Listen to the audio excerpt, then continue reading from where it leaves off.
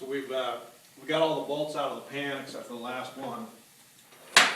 We're going to go ahead and take that one out.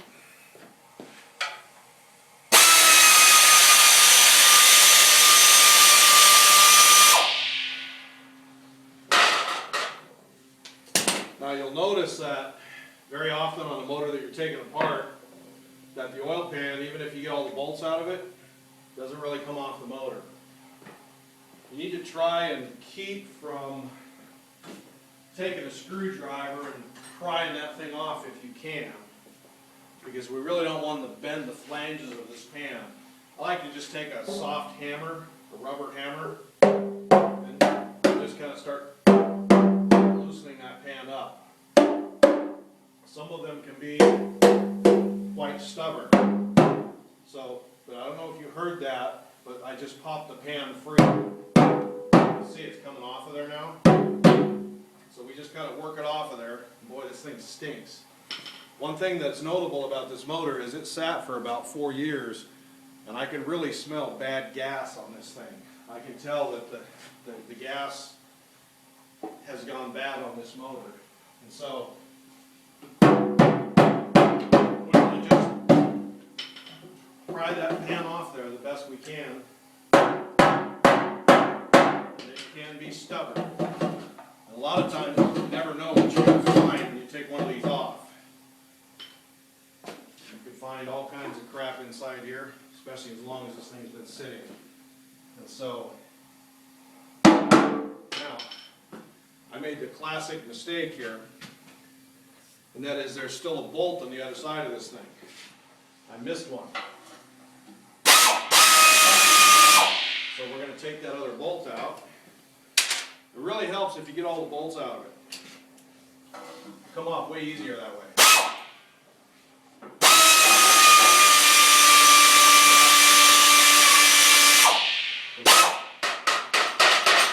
Very often, even if you don't have all the bolts out,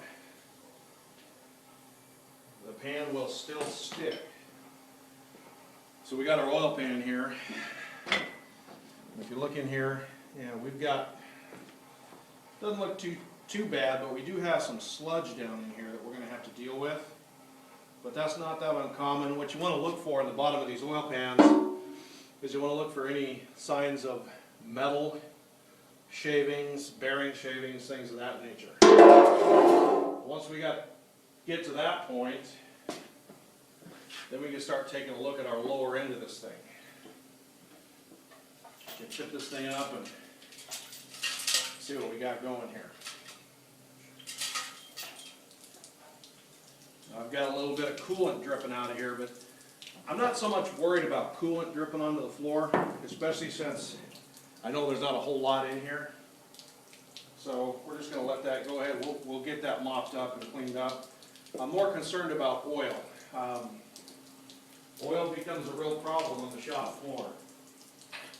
Coolant, you just get the mop and mop it up. Now you want to make sure you don't let the coolant go down the drain. We'll just take our mop and clean that up when we get a chance. So I'm taking a look at the bottom end here, and something that I see right off the bat, it appears to me that this engine has been rebuilt. The reason I say that is because the connecting rods and the crankshaft do not appear to be the same color, the same texture. Also, the pistons look like they've been replaced. They don't look like OEM pistons. And I can see a very good crosshatch pattern on that bore. So if we take a look at this guy here,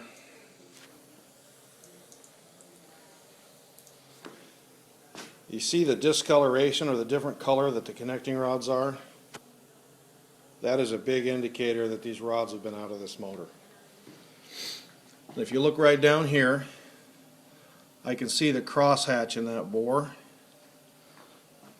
I can see that the pistons look like they're fairly new, have been replaced. If you look at the difference between, look at the throw of the crank, or the color of these throws, and the color of the rods. They're not the same.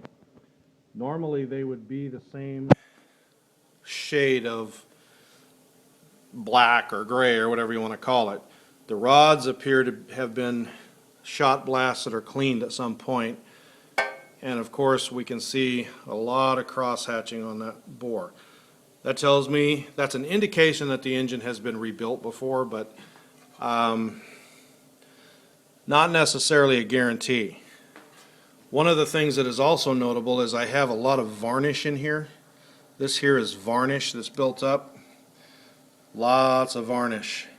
That's an indicator that we may have had bad gas running into the oil.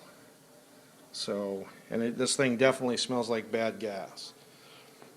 But overall, it doesn't look too bad. We're going to have to get this thing apart, but I've seen much worse on the bottom end than this.